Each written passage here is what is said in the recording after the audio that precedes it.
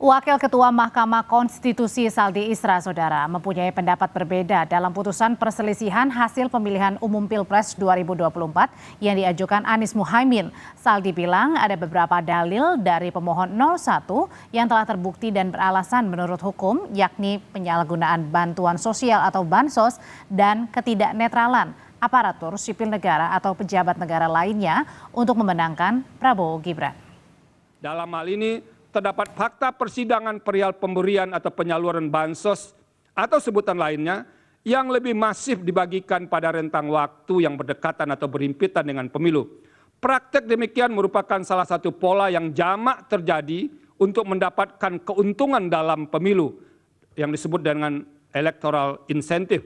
Keterlibatan beberapa menteri aktif yang menjadi tim kampanye dalam membagi bansos terasosiasi dengan jabatan presiden secara langsung maupun tidak langsung sebagai pemberi bansos memunculkan atau setidaknya berpotensi atas adanya konflik kepentingan dengan pasangan calon. Sementara itu merujuk fakta yang terungkap dalam proses persidangan. Menteri yang terkait langsung dengan tugas tersebut, inkasu Menteri Sosial, yang seharusnya memiliki tanggung jawab terhadap pemberian bansos, menyampaikan keterangan bahwa tidak pernah terlibat dan atau dilibatkan dalam pemberian atau penyaluran bansos secara langsung di lapangan.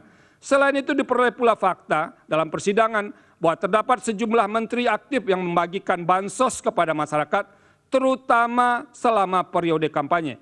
Kunjungan ke masyarakat itu hampir selalu menyampaikan pesan bersayap yang dapat dimaknai sebagai bentuk dukungan atau kampanye terselubung bagi pasangan calon tertentu.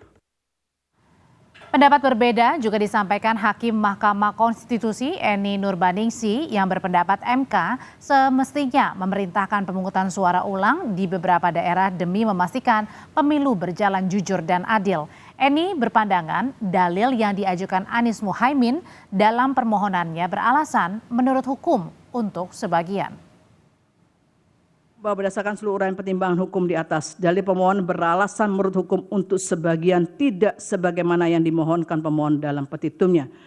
Oleh karena diyakini telah terjadi ketidaknetralan pejabat yang sebagian berkelindan dengan pemberian bansos yang terjadi pada beberapa daerah yang telah dipertimbangkan di atas, maka untuk menjamin terselenggaranya pemilu yang jujur dan adil sebagaimana dijamin oleh Undang-Undang Dasar 1945, seharusnya Mahkamah memerintahkan untuk dilakukan pemungutan suara ulang untuk beberapa daerah tersebut di atas. Sementara Hakim Konstitusi Arief Hidayat meyakini rezim Joko Widodo telah berpihak dalam pemilu Presiden 2024 yang dimenangkan Prabowo Subianto. Hal itu ia ungkapkan dalam pendapat berbedanya terkait ketidaksetujuan atas putusan mayoritas Hakim MK menolak sengketa Pilpres 2024 yang diajukan Anies Baswedan Muhaimin Iskandar. Apa yang dilakukan oleh pemerintah Presiden dengan segenap struktur politik kementerian dan lembaga dari tingkat pusat hingga level daerah telah bertindak partisan dan memihak calon pasangan tertentu.